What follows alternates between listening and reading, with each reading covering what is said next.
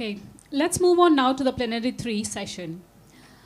This next session is themed Circular Economy and ESG.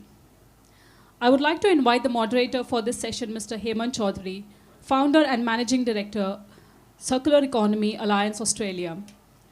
Mr. Hemant Chaudhary is a global leader in circular economy, climate change, and ESG with over 32 years of work experience across continents.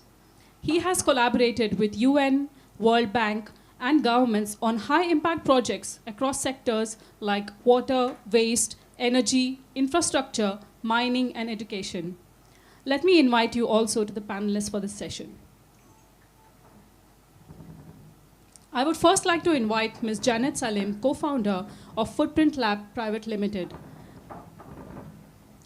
Ms. Janet Salim is the co-founder of Footprint Lab, which integrates sustainability data into financial data. Janet spent 17 years at the United Nations working on sustainability, circular economy, and sustainable lifestyles in Vienna, Paris, and Bangkok. Last but not the least, I now invite Ms. Alison Osborne, Chief Sustainability Officer, Rabobank Australia. Ms. Alison joined Rabobank Australia as the Chief Sustainability Officer in February 2024. In this role, she is responsible for guiding the bank's commitment to net zero and nature-related goals. Sustainability has always been a core interest for Ms. Osborne. Welcome, everyone. And now I hand over the session to the moderator, Mr. Hemant Chaudhary.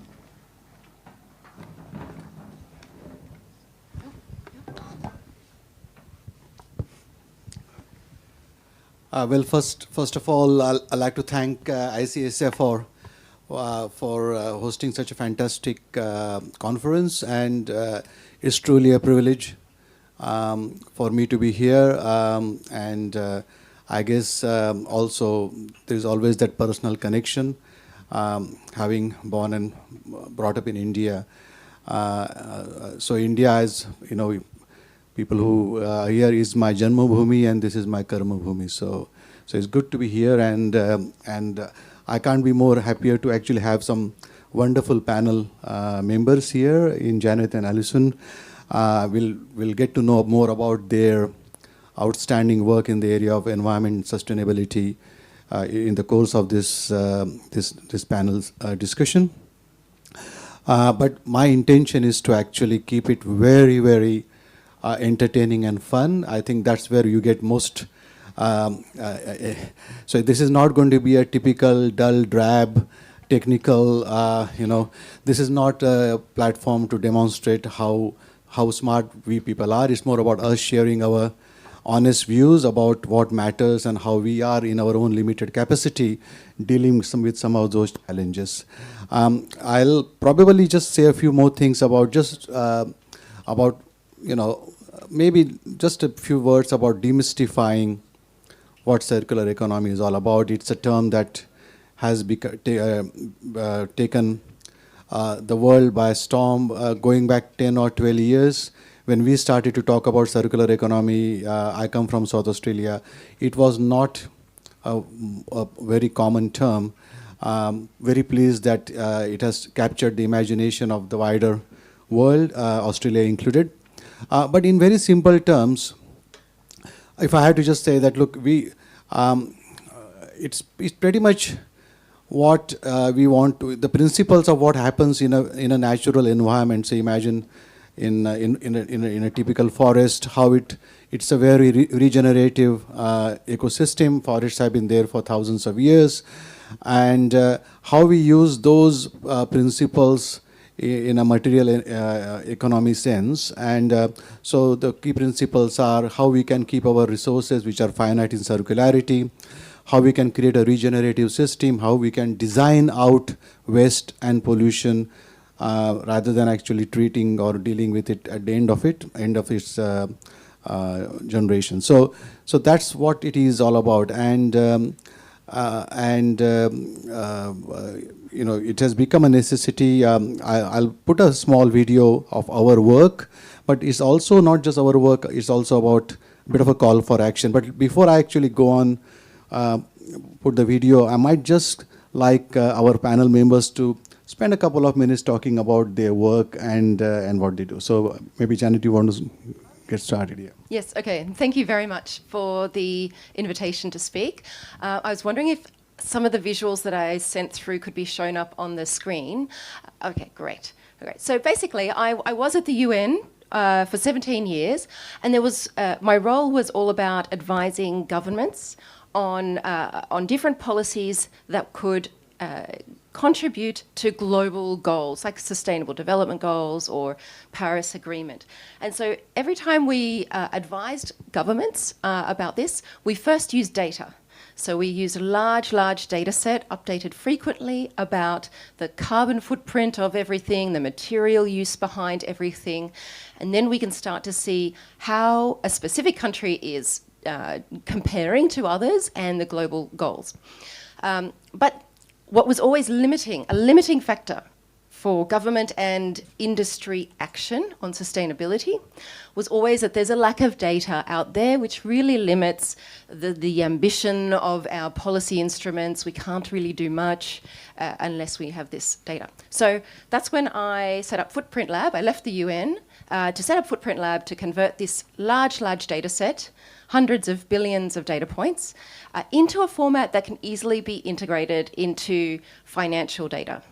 So in your bank, let's say you have a bank account as a business, you should be able to click a button and get your carbon footprint disclosure, your material footprint disclosure, etc. So can I show the slides? What does that look like? And I have a few numbers for India. Okay, so this is us. So this is behind every transaction possible. If you can see this online, I'm not sure. We have enormous amounts of data that could be enriched into that financial transaction data, for instance, here with a cup of coffee. Next slide. And this is because everyone wants to know the carbon footprint of businesses.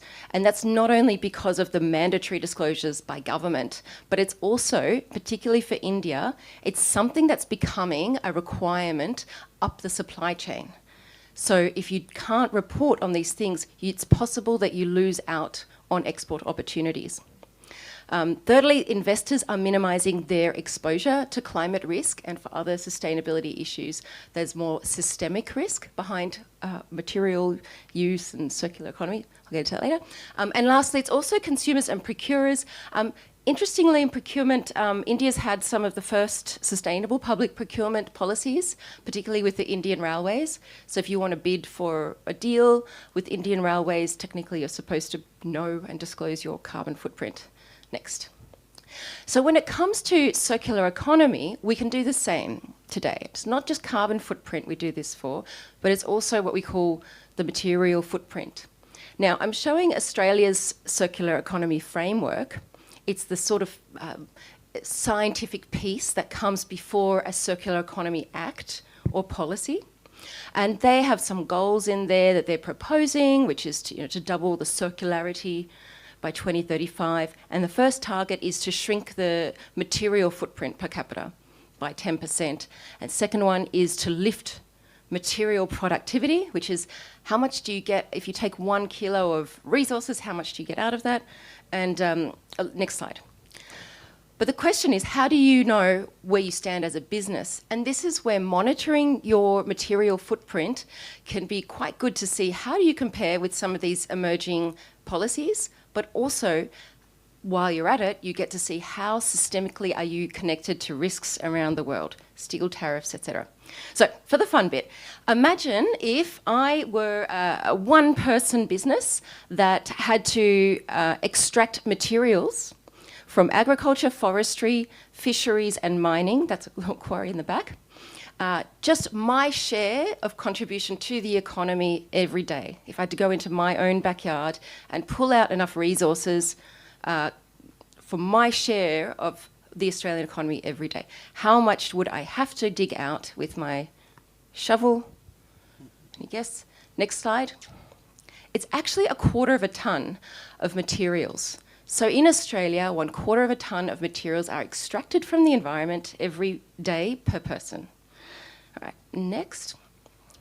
So what we do is we show, well, how do you stand in terms of your material use per dollar? And the way we do that is through banking data, especially in Australia, we have open banking data, and in India, you have good digital public infrastructure. But it's very easy. For every transaction or investment or loan, you just need to pull the sector, the country and the year, and then we can tell you how many kilograms of materials per dollar with all sorts of disaggregations. And that ends up with a sort of a general ledger that is enriched with all this data. Next. So just, and this works all along next. Yeah, mostly we provide this data to banks, by the way, because they're really at that interface with businesses and people, but also accounting platforms. And upstream, we also work with HCL software to get it more into e-commerce. And in India, we also work with PayU in payments. Okay, so how does India compare? Next slide. Oh, just want to say we have all of these insights per dollar, but let's not get bogged down. Next. Okay, so we look at India, and firstly, I always look at what are you, of those, materials that are being used in the economy, which ones come from your own land, which ones are imported, which ones are exported. So Australia and India are quite similar, very much, we're very extractive. We take a lot out of our own environments and we import a little. Only difference here is India imports more than it exports, and Australia vice versa. Next. Okay, yeah. So, but the question is, and this is the second indicator of the Australian framework, but in Europe there will be a European framework, and let's see what else comes. The indicator is how many kilograms of materials do I need to make $1 of value? That's your resource efficiency or material productivity, is a few words. So in China, it's currently 0.8 kilograms per dollar. India is 1.3 kilograms per dollar, so using, quite a lot more resources to generate the same value. Australia is 0.3 kilograms per dollar, and the global average is 0.5 kilograms per dollar. So that's where you start to see, okay, well, how do we then look at which sectors are contributing to this resource intensity in India? Sorry, Janet, we just have to keep moving. So, yeah. All right, just one more slide then. Yeah. Okay. And that's where you can then see how does India, for the same sector, manufacturing, I've pulled it just a few, raising of poultry, building of construction, where is it high per dollar compared to Australia and the world, and where is it low per dollar in Australia and the world? And then those sorts of numbers are used to benchmark all your businesses so you can see where you stand. So it's quite easy, and we've got loads of data, loads of use cases, and that's how we contribute to resource efficiency. Thanks, Janet. As they say that what you can't measure, you can't manage. So, but now I think, Alison, I'm very keen to hear your thoughts, and especially the work you're doing in the agricultural sector, which has got a lot of relevance to what India is doing as well. So, thank you very much, and it's great to be here. I don't have any fancy slides. But just for context, so I work for Rabobank, which is a food and agri bank. And I guess I'm just interested to know how many people eat in this room. Okay, so you might not think that that the food and ag sector is relevant to you every day, but it actually is. And I think sometimes it's really helpful to take the wide lens. So, despite all our accomplishments as human beings, all of us are entirely dependent upon the top 6 inches of topsoil that we have across the globe and the fact that it rains. And without that, none of us would be here doing anything else. So when we talk about ESG or CSR or sustainability or circular economy, we're actually talking about the fact that we live on a planet that has finite resources.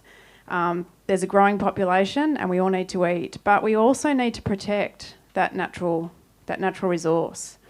And I think it's a bit sobering, the situation that we're currently in. So we are constantly reminded, but we are at about 1.5 degrees of warming now compared to pre-industrial times, and looking at, it's not unreasonable to expect it would be 4 degrees by the end of the century. It's only 75 years away. And globally, in terms of our biodiversity loss, since 1970, we've lost about 73% of all our biodiversity worldwide. And food is an ecological process. It requires healthy soil, food, pollinators, insects, vegetation to persist. So we need to consider those risks. And I guess as a bank, we lend to agriculture. So we look at those contextual factors and think, so how is that going to change agriculture over the next 5, 10, 15, 20 years? How's it going to affect cash flows, and how's it going to affect our land values? And if we think about a world that's heating up and drying out, how are we going to grow, and what are we going to grow, and how can we be resilient, and how can we keep water in that landscape? We need to be obsessed with our ground cover. We need to be putting vegetation back into the landscape, not taking it out. So we need to be protecting our insect pollinators. So there's a whole lot of things that we forget, I guess, in our day jobs as we go about get busy doing things that we need to consider. So just quickly before I'll wrap up. As a bank, we are looking at our climate impacts and dependencies. So we have set climate targets for our beef and dairy enterprises.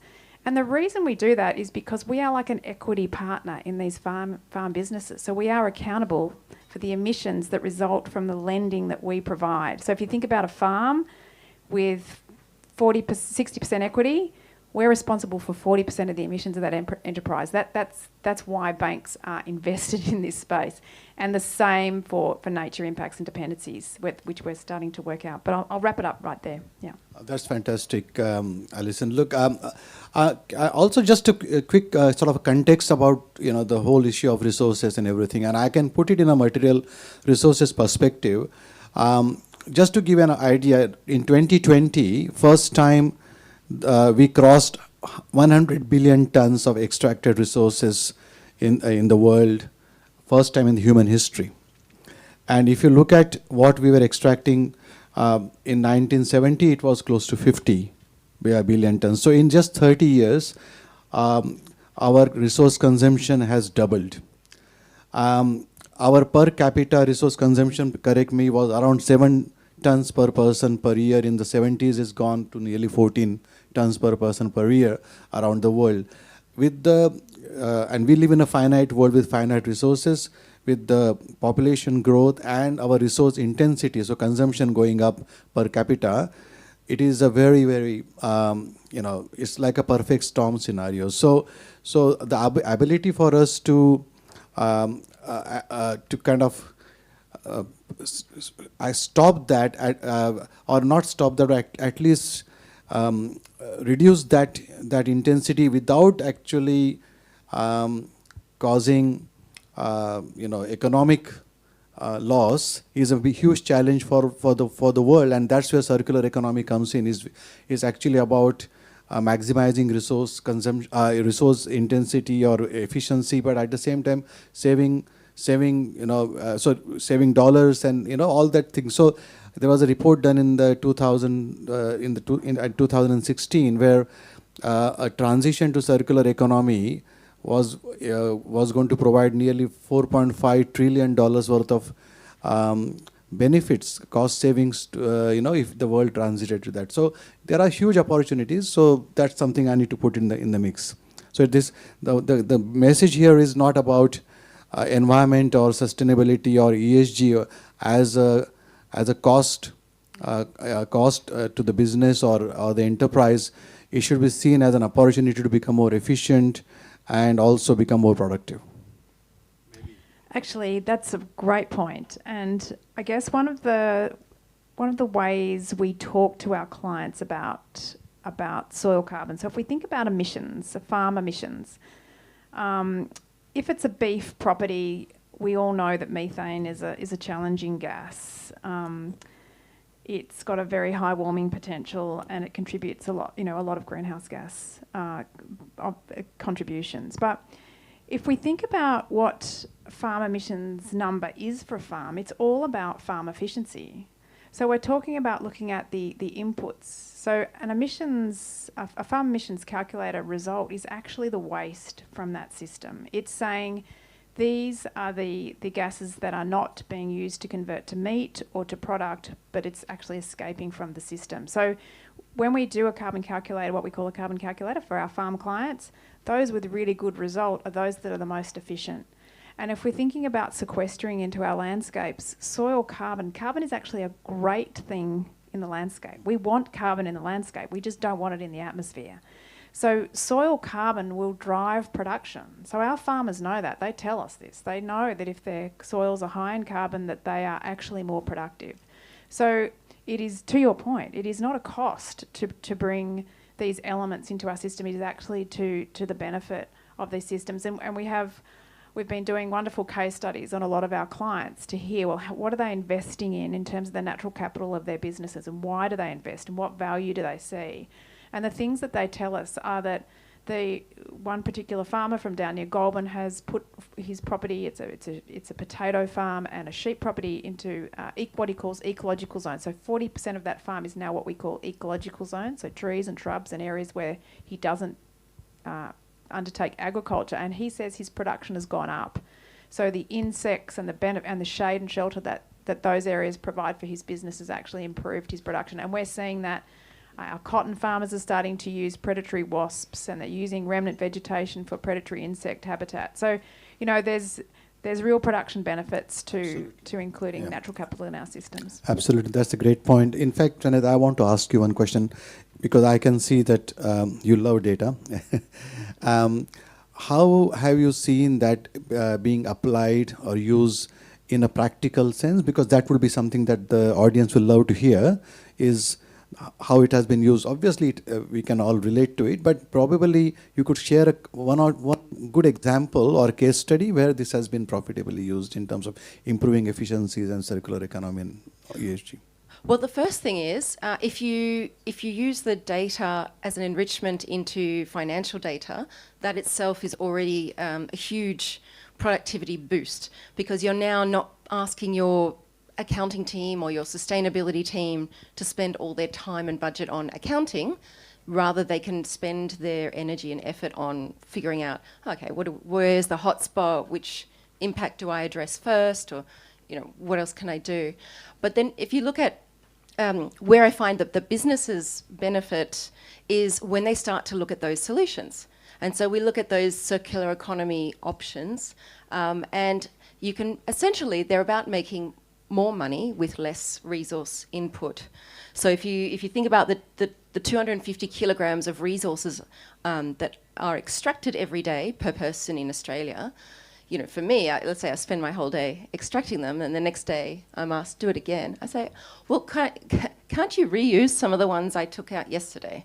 Or if you're extracting oranges for juice and then extracting oranges for peel, can't you use the same orange? So this is where we're using byproducts.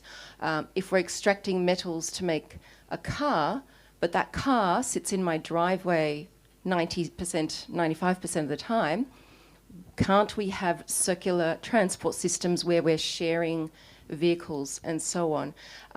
Or clothing and textiles. The big boom now is in circular fashion, where we buy and then we resell, or we rent instead of buying. Yeah. So many business models that use absolutely. In fact, circular economy. When I look at my own life journey, I think and we probably all of us can relate to that. That maybe a couple of generations or my parents' generation, circular economy was practiced without being taught, because it was just the way the lifestyle was. Yeah. So it's very much. We are dealing with a problem because it's a recent phenomena. Going back 30, 40, 50 years, everything of value was either used, recycled, or repurposed. Yeah, absolutely. In fact, I was delighted yesterday when my daughter asked me to patch her jeans rather than buy her a new pair. It's like, hallelujah. Yeah, but I grew up on a farm where we grew our own vegetables, we grew our own meat. Everything was reused, and I think one of the challenges we have is that we don't have a carbon tax and we don't cost nature. It is cheaper to chop down a forest and then profit from replanting one than to protect the original one. And that's a big problem we've got. That's a global problem that we've got, and it'll continue to be easy to remove nature and use nature. We don't pay for the fish we harvest from the sea. We just go and harvest them until there's none left. So, I think that's a problem for global humanity that we have not yet solved. Yes, there are plenty of examples of organizations doing so well by actually embracing circular economy principles and ESG philosophy into their operation. So that became an embedded part of what they did. It was not something which was an add-on. It was their core ethic or core kind of business. I actually, even before the term circular economy became very popular, this is going back 1990 I'm talking about. So almost in my childhood days, I would say. But anyway, so when I did a project with the EPA South Australia, we had nearly 48 a funding program and a technical assistance program for the industry sector in South Australia. And there were nearly 48 industries that we worked with over a period of 3 years to improve, to focus on prevention, not a end of the pipe approach, but prevention, and also looking at better housekeeping, better technology, clean technology, looking at waste minimization, water efficiency, energy efficiency, you name it. So the total project cost was approximately $2.2 million. But after 3 years, we had the Center for Economic Studies from Adelaide University do an independent audit and valuation of the entire program. For every dollar that was invested into that program, this is 1990 I'm talking about, there was a 32.3 times return on investment. And that was because of efficiencies, productivity, and this is not, I guess, rocket science, isn't it? Doing more with less, or is something that humanity practiced for a long time. And the ideas are out there. So, I mean, I live in Glebe and our council collects our food waste and it goes into a biodigester. And I'm staggered that that doesn't happen all over Sydney and all other regions. For some reason it doesn't. So the ideas are there. It's just the willingness, I guess, or the opportunity to jump onto those opportunities and progress them.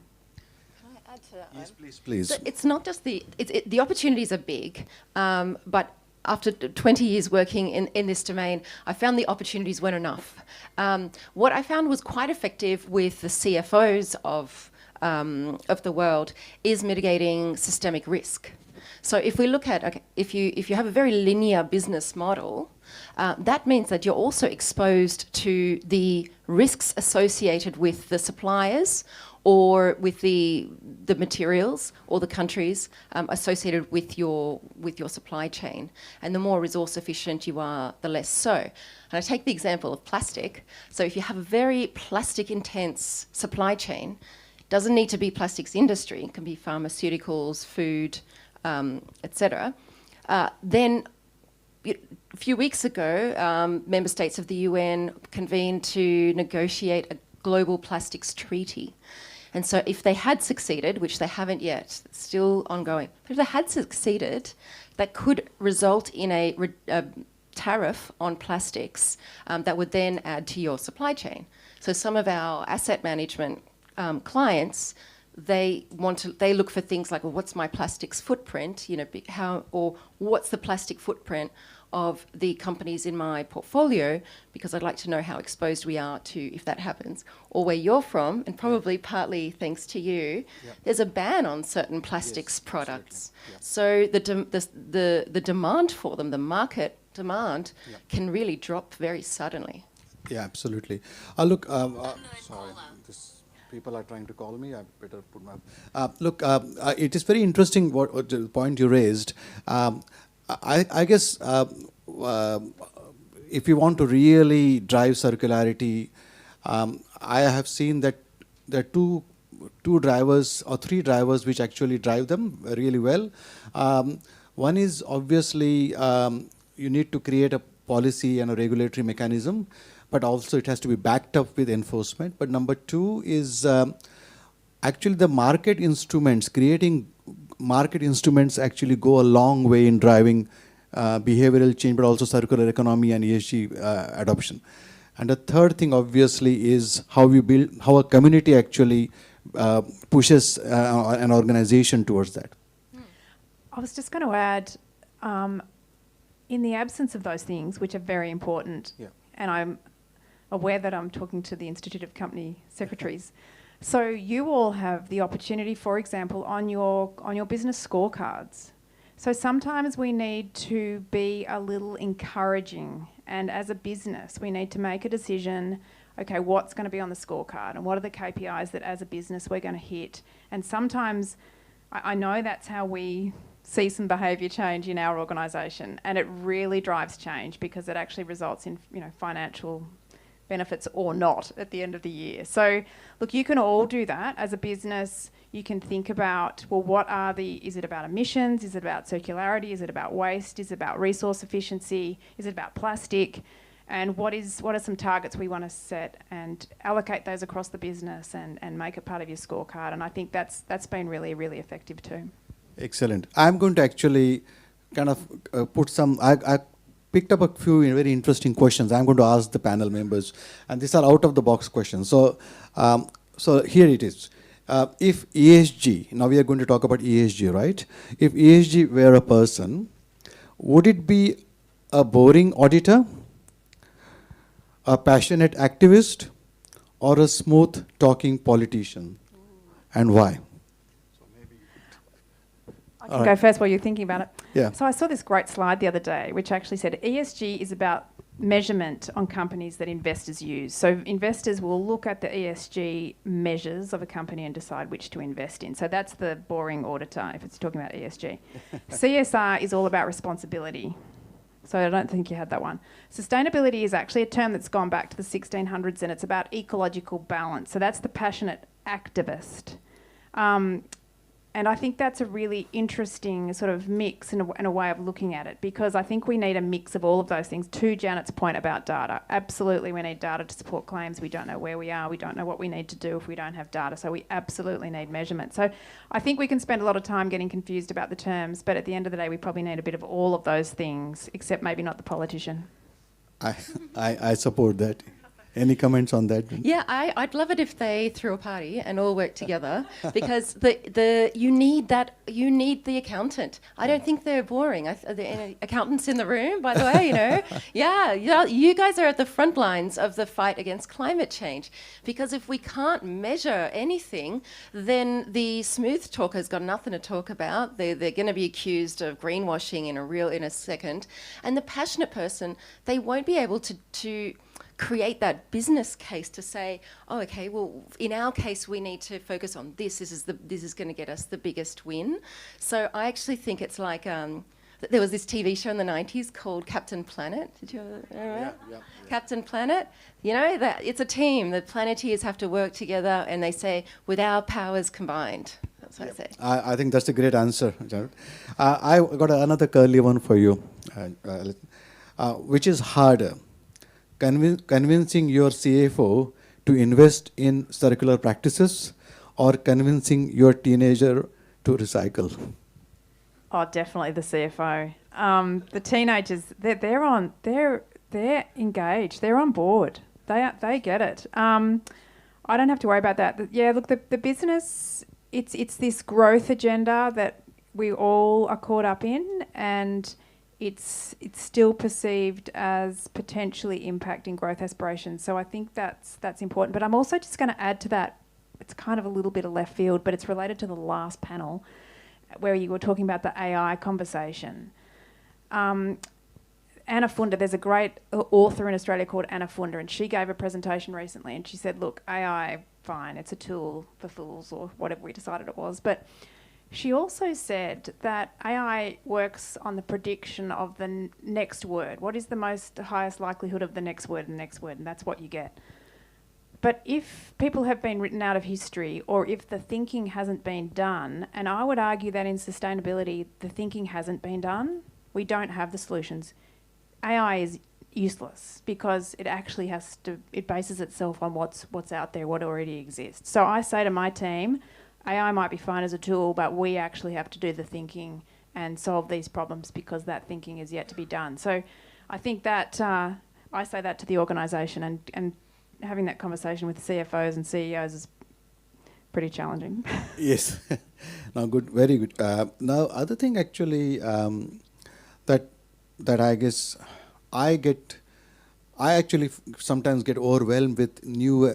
Every day there is a new ESG standard or a new scorecard. Someone comes with this I think the first one I came across which dealt with ESG was a GRI, perhaps. GRR reporting was the first real and is still very commonly adopted. But it seems to me that they are mushrooming every day, you know, those standards and those scorecards. And in this whole moving field, sometimes this is my personal view that the core philosophy or the core purpose is often, you know, in the is overlooked, right? So I would like to get your both comments on this. Is how do we deal with that challenge? I always say we've got to take it back to the paddock. So what is the change we want to see in the paddock? Despite all the frameworks and what emissions factors and who owns it and whether it's IPCC or something else or climate disclosures and TNFD or TCFD, what is the change we want to see in the paddock and how do we incentivise the change? And that's how I keep it real and get out of those frameworks, because I agree. I find that's just a waste of all our time. I mean, it needs to be done and it's important, but then let's get practical. Yeah. Maybe I'll just add to that. Well, what I see is that there are at the moment, and we don't want to throw the baby out with the bathwater, but at the moment there is too much emphasis on disclosure and reporting and too many frameworks. I think at last count it was something like 65 different frameworks that you might have to report against. But what I also see is that governments around the world in their bilateral agreements, especially free trade agreements or multilateral agreements, they're starting to say we need to automate this. Not just sustainability disclosure, actually, but also all company reporting, because it needs to be more transparent. We need to use our digital public infrastructure. We need to use open banking. We need all of that, digital product passports. So I think at the moment, yes, there's too many, and it's hard to also make sense of it when you're making your procurement decisions or investment decisions.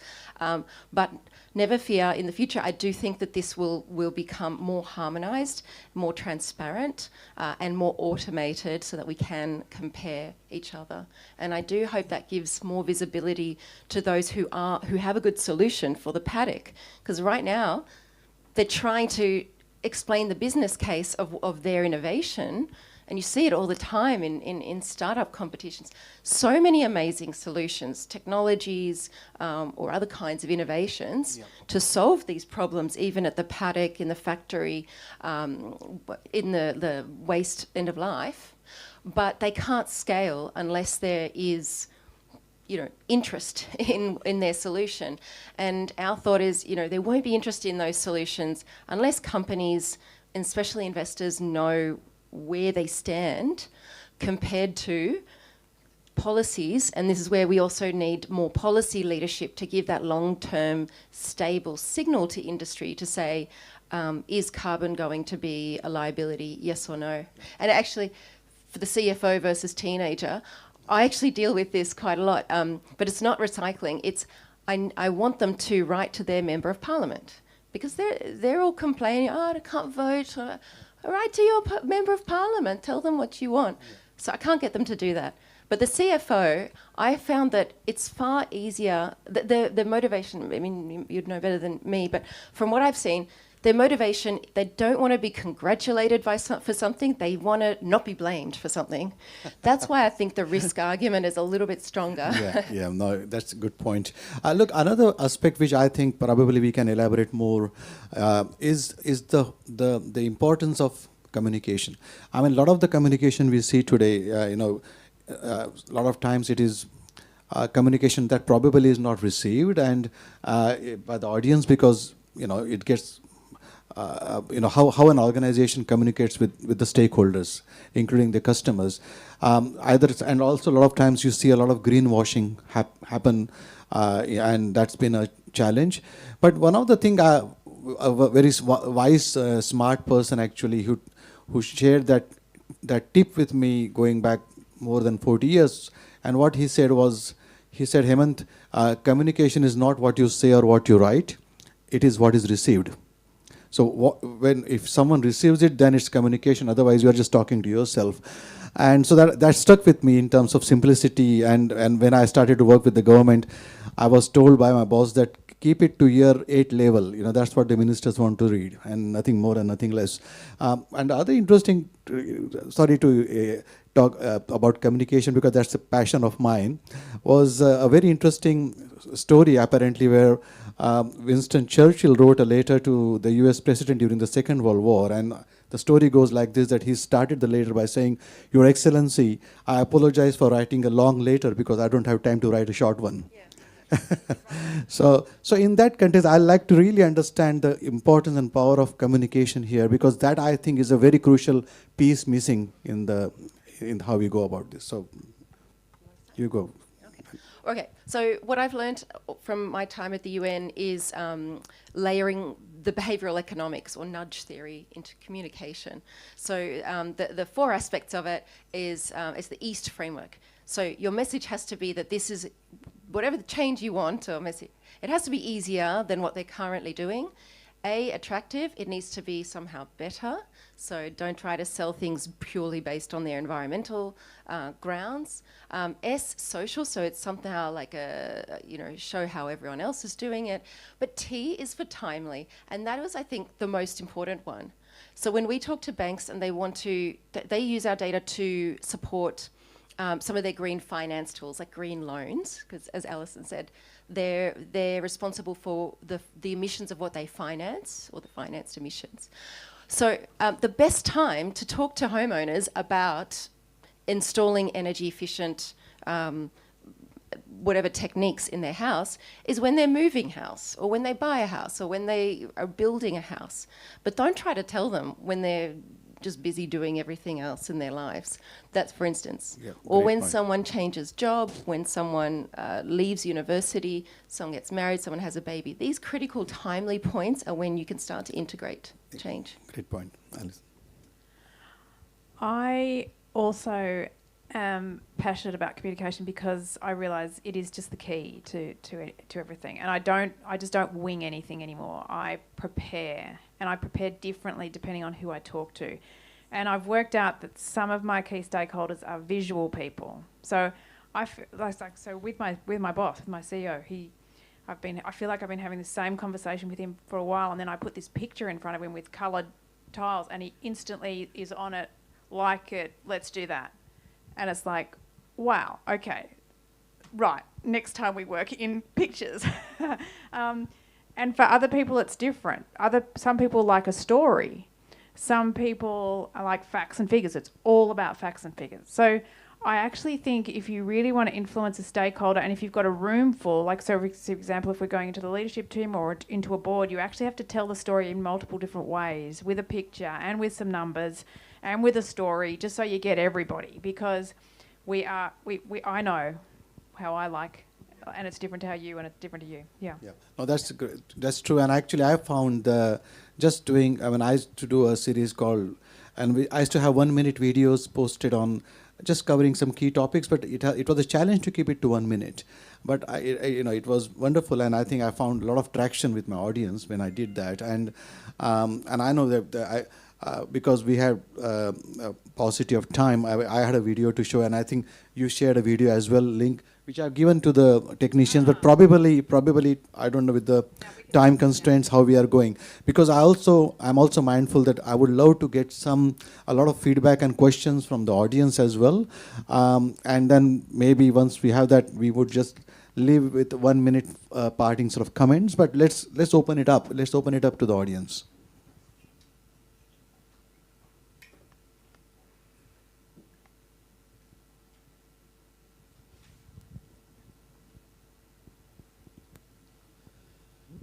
Heman, just to give a small clarification, there are not too many frameworks, but because there are frameworks, I think today in this 4th international conference, we are even discussing something about ESG.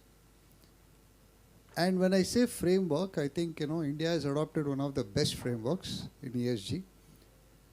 And what this framework does is to help us to understand what companies are doing. So this is on the framework frame. Yeah. Now the question to Alison is very simple. There is a shop called Cotton On, which is a classic middle class retail shopping center. I do not find a counter called reused, recycled clothes. is that a social problem because of which a shop like Cotton On is not able to put on the shelf something called reused clothes? Would a common person go and purchase something from that counter? I leave it to you. This is a because we are talking about circular economy. So circular economy is not easy. No. I mean, today circular economy is backed with lot of social problem, which is people don't want to use something which somebody else has used. There is a sect of society. So let me know how to address that problem. That's one. The second one is the largest shop called Coles, where you go and shop, right? Now, when I enter that shop, which is a supermarket in Australia, I mean, this is common to every country, okay? I'm just taking the names because we are doing a conference in Sydney. When you enter that shop, you feel that shop can feed an entire place in Africa. It can feed, whether it is food, whether it is eatable, whatever. No, adjacent to that, you have another shop called Woolies. That can feed another district in Africa. No, I'm just saying, okay. Now, what are we doing? The same items which are available in one supermarket is equally dumped in another supermarket, and today we are talking about circular economy. Correct? So these are two diverse things which I am not able to understand how the world is going to even manage. So solution to circular economy is it to stop production, exhaust what you have and produce further. I wouldn't know, I'm just putting it across as a thought, because cars, for example, are manufactured on an everyday basis. How many people reuse? I don't know. Then coming to, of course, Janet, you were more on numbers, on footprints. The airline company typically gives you a cup and it says it's a paper cup. You know, I know, a hot cup of coffee, a paper cup can never hold. This is greenwashing at its best in the guise of circular economy. Because what is a paper cup? Paper cup is trying to tell the world that we are not using plastic, we are giving you a paper cup, which is also plastic. So from your experience, do you have any companies which have thrown up such numbers or things which we can look up, which has done well as far as circular economy is concerned? So 2 questions for you, 1 question for her. Yeah. I'm not sure I'm the expert on either of those things, but the first one about the clothing, there is a trend in Australia, I don't know if it's elsewhere, for second-hand or vintage, what they call vintage clothing. And there's those shops are everywhere, but they're not in the shops where you buy the new clothes. They're separate. So I definitely know my kids and colleagues and myself go and shop in those places for various things. Yeah, there are op shops called op shops. Yeah, that's right. Exactly, yeah, exactly. Yeah. But to your point about Cotton On, I read a statistic that said something like the average teenage girl under 20 has 54 items of clothing worth less than $20. And that just tells me, and I say to my girls, that is just horrendous. Don't go and buy lots of cheap things. Buy a couple of really good items of clothing. But I mean, I think our clothes are just too cheap. I think that's, I have no answer to that, and it really concerns me a lot. But the short answer, as I see it, is this, that one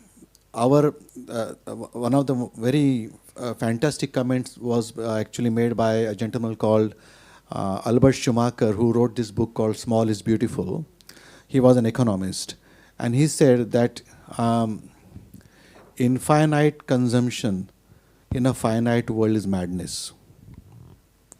Absolutely. Yeah. So that answers the question in many ways, and that's a paradox that we all are battling with, because the economic model that we have created around the world, where it's all about GDP growth every year, all about more consumption. So your model relies on consumption. That is and if you don't consume, People don't get salaries increments, people don't get superannuation increment. So you have created this whole economic model that relies entirely on consumption.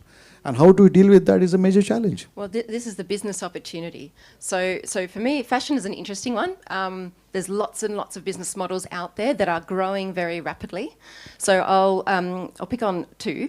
One is the resale market, and it can be in person or digital. So, for instance, this top, I don't think I'd like to spend a lot of money on clothes, but I like quality clothing. So for me, it's very nice to get to find in an op shop or vintage shop, you know, a great deal. So this was $50 instead of, I think, about $400, which it would have been retail. The second thing is that councils are getting involved because local councils are the ones that deal with and pay for your waste. Right? So my shoes come from a council-run event, which is called a clothing swap, where you can bring 6 quality items that you don't really use or don't want anymore to an event, and then you can walk away with 6 items. So both of those are fun, attractive, they're social, they're timely, so they're all these sort of good things. But really the business opportunity is there. I mean, have you heard of a business called eBay? You know, who would have thought eBay, a Facebook marketplace, who would have thought Facebook would be one of the biggest recycling companies in the world? And the first unicorn startup in Japan. And Japan is a country where secondhand is really not the easiest thing. But the first unicorn startup in Japan is Mercari, which is a peer-to-peer clothing resale platform. So huge business opportunity here. Absolutely right, and that's the way to look at it. Is to identify those niche areas where we can actually really turn this crisis into an opportunity. Could I mention on the last one though that the company that I saw this do really well? They are manufacturing clothing. Oh God, now I've forgotten the name, but it's a sportswear company.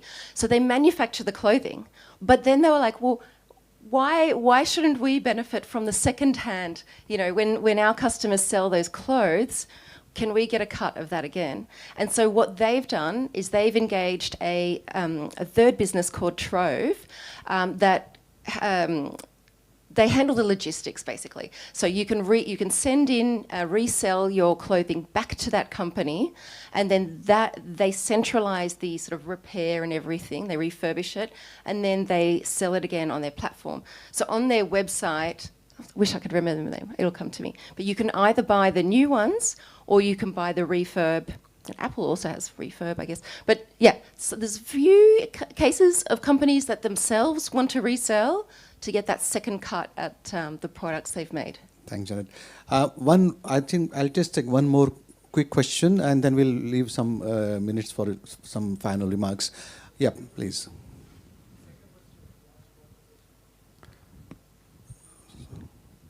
Sorry. Hi, Russ Martin, Global Product Stewardship Council.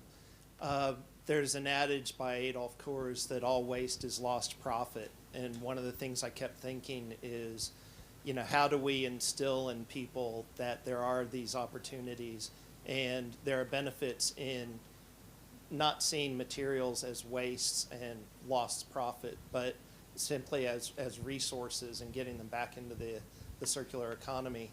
On one of the comments earlier, there was also a discussion about whether reused materials are better. Why would I wear somebody else's materials?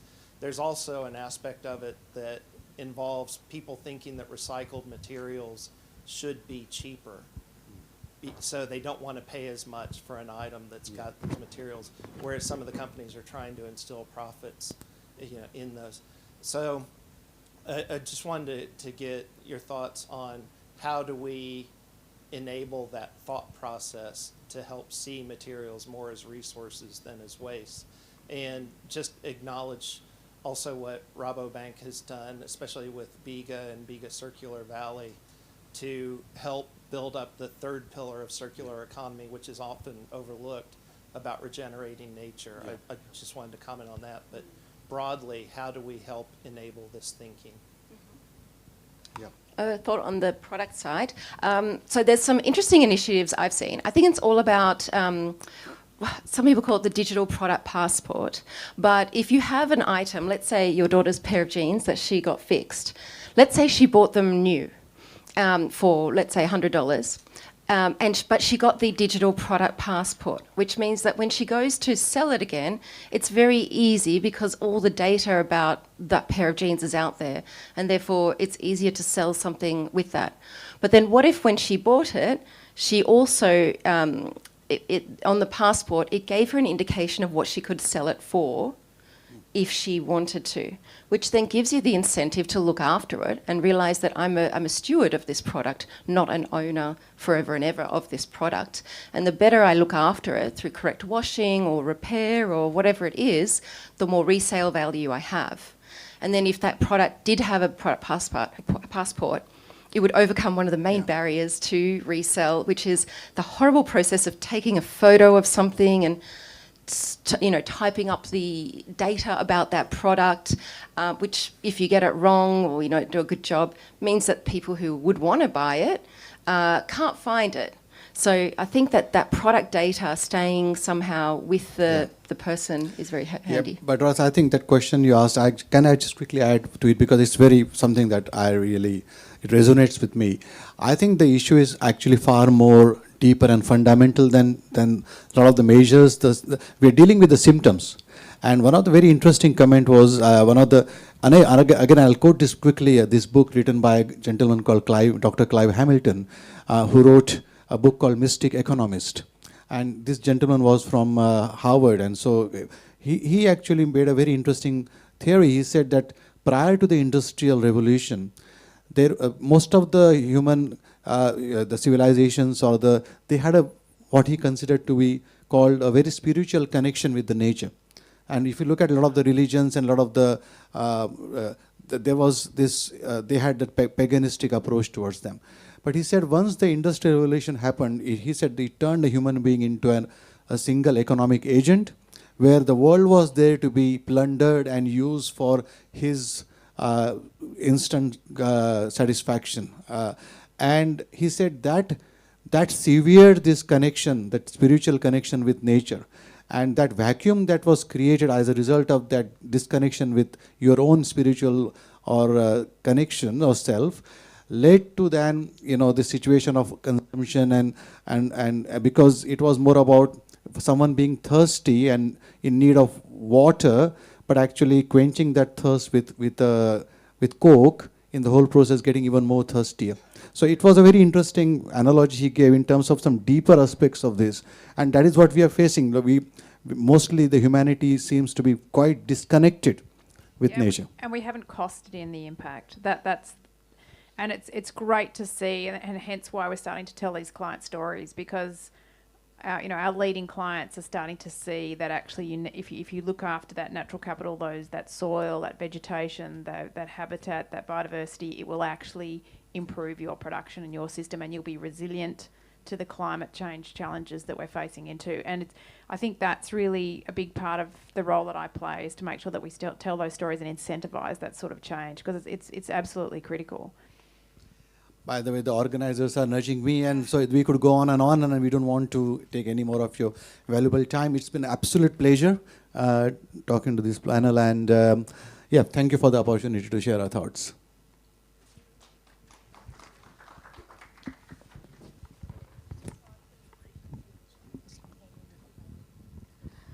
Thank you, everyone, for this so valuable, insightful session. I would now request Ms. Vandana Satyakam Sharma, Treasurer for Singapore Chapter, to just offer a token of appreciation in the form of a memento.